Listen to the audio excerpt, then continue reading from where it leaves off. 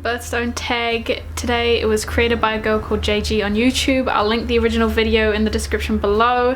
She googled up the birthstones for each month and looked up what they were, you know, associated with, and created questions based on what they were associated with. The first question is based off January's Garnet gem. It's associated with warding off negative forces and dark energies.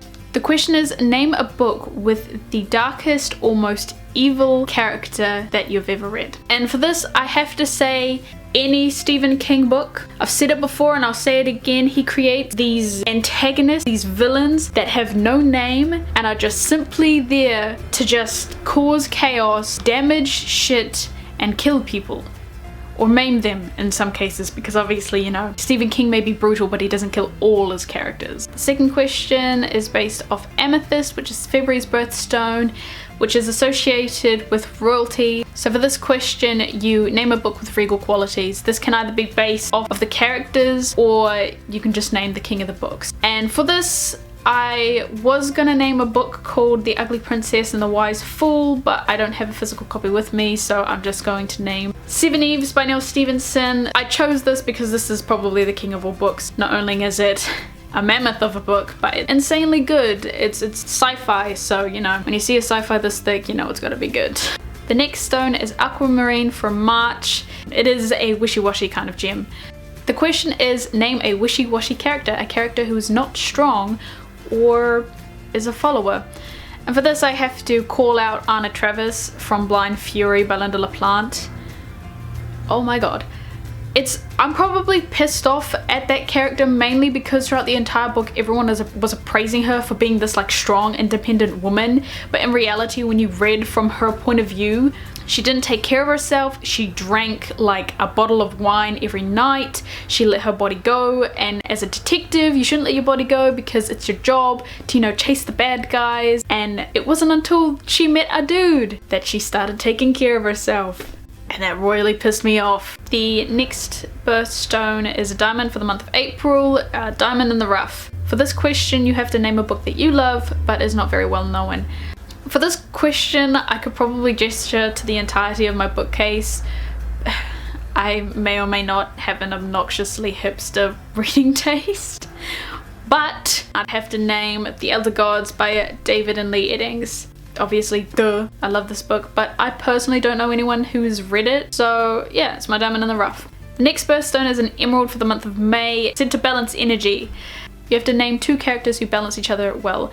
And for that, I'm gonna go with the book that I'm reading at the moment, Fighting Packs by Robin Jarvis, and the two characters in question would have to be Spencer and Gerald. They are very different characters. One's a sprightly young kid and one's a aging old man, but I feel like they balance each other really well, one being calm, one being not so calm, and they have a lot of gimmicks going towards them and they just work really well together.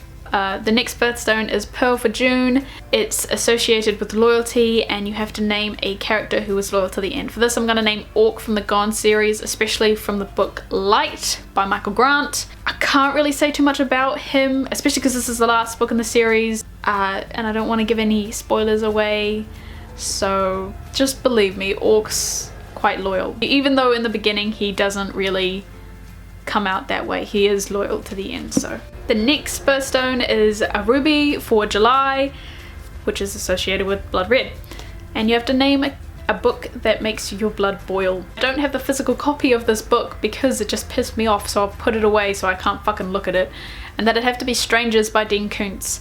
I love Stephen King's writing, and Dean Koontz has a very Stephen King-esque kind of writing style, and just kind of the way he goes about it kind of reminds me of Stephen King, except his books don't seem to pay off for me, especially this one. The ending was so unsatisfactory and I'm gonna be butthurt over it forever. The next question is Peridot for August, which is pale green.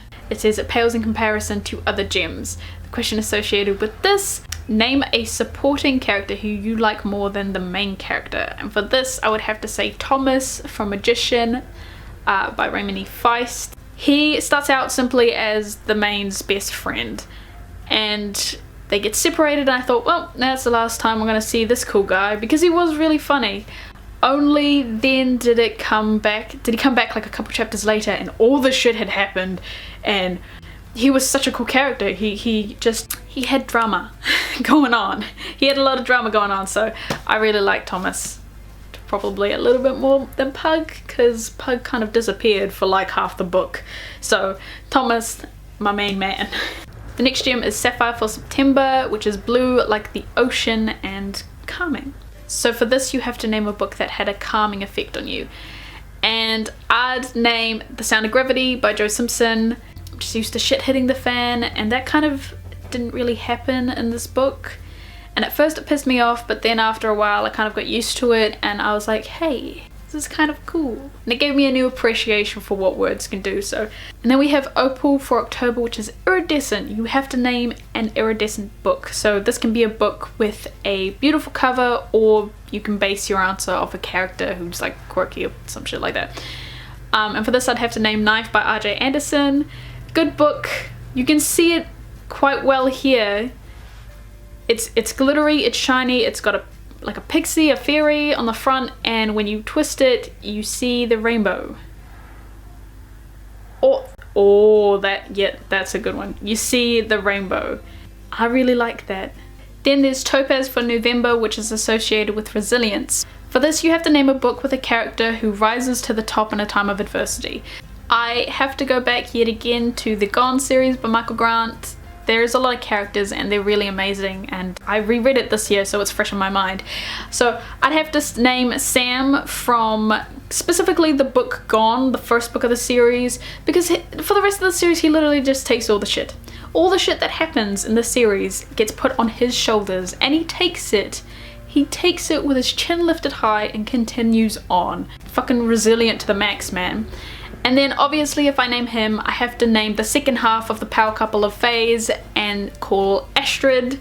Specifically in this book Fear, because for the first, like 4 books in this series, I didn't really like Astrid. I found her quite problematic in terms of that she just started arguments all the time that weren't necessary, and she just annoyed the shit out of me. But then you get to this book, it just starts off with her just developing into this badass, and I loved it. And obviously, because she's the second half of the Fays power couple, she took a lot of flack simply by association, so shout out to those two, I guess.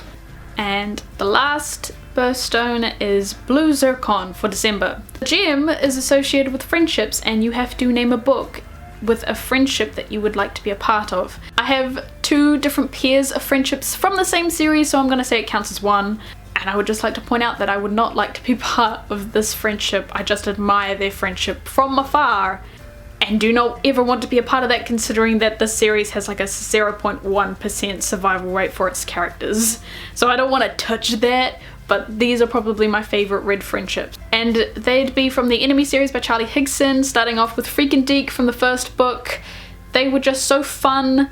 And just, they had a lot of charisma, and they just melted together, their personalities melted together really well, and I just really enjoyed them, and they were so much fun.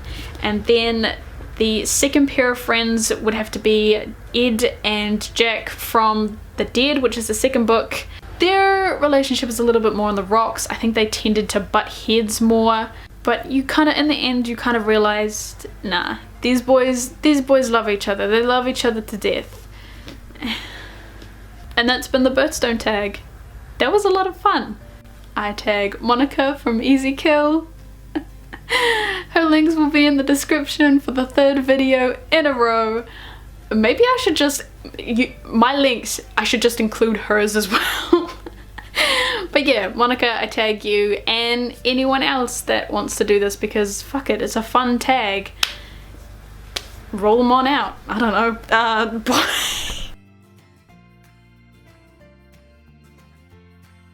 Fuck that.